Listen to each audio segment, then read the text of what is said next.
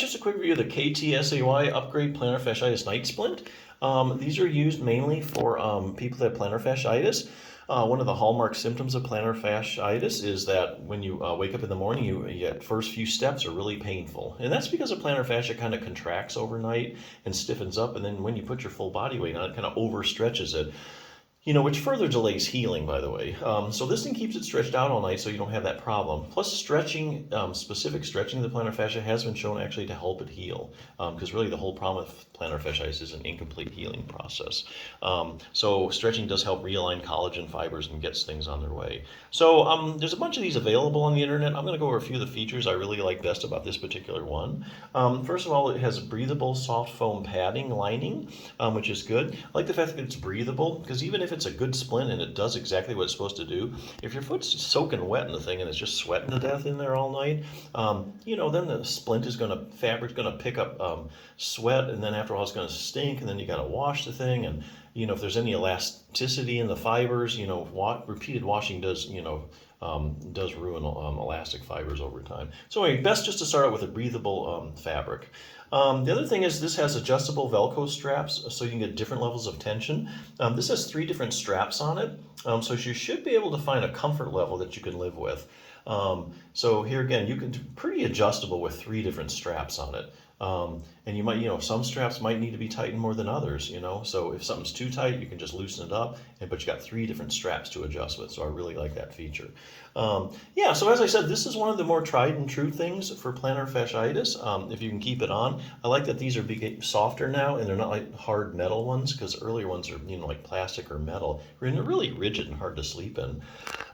Just another note, the whole problem with plantar fasciitis, like I said, is an incomplete healing process. There is no actual inflammation when it comes to plantar fasciitis. That's really a big myth out there. And I can actually prove that there's no inflammation. So if you've been treating inflammation, your foot for inflammation, that's maybe why you're not getting better, because there is no inflammation involved in plantar fasciitis.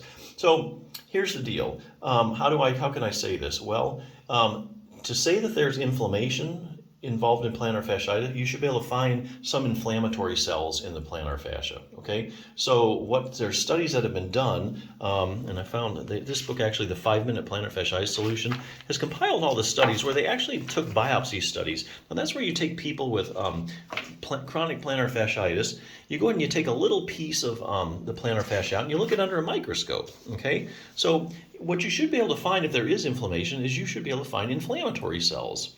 So with the guy who wrote this book, what he did is he went through all the studies, compiled all the biopsy studies, and come to find out they actually don't find any inflammatory cells at all when it comes to plantar fasciitis. So here again, it's a big myth that's out there. So, you start treating the right problem. What they find is that there's no inflammation, but what they do find is tissue that's trying to chronically heal. So it's an incomplete healing process. So that's really what you need to be treating, not inflammation. And the splint will help you do that. This is the 5-Minute Plantar Fasciitis Solution. It's actually got a technique in here you can use. If you want to prove something in the medicines that it's effective, you're going to do a randomized controlled trial, whether it be like, something like acupuncture or, a pain pill or something. You're going to do a randomized controlled trial. That's the highest form of proven medicine that a treatment is actually effective. There's at least 4 or 5 randomized controlled trials using this technique that's shown that it's actually very effective. And it's a simple stretching technique, but you have to do a specific plantar fasciitis stretching, and the timing is all important. This is something you might want to look into if you not get better. But this is another tool that has actually been shown in a lot of studies to be helpful. So I like this particular one. So definitely check it out.